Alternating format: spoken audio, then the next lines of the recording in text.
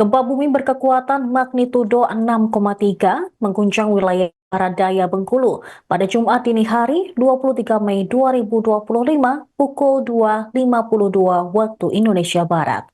Informasi diberikan oleh Badan Meteorologi, Klimatologi, dan Geofisika melalui akun resmi X mereka pada pukul 2.58 waktu Indonesia Barat.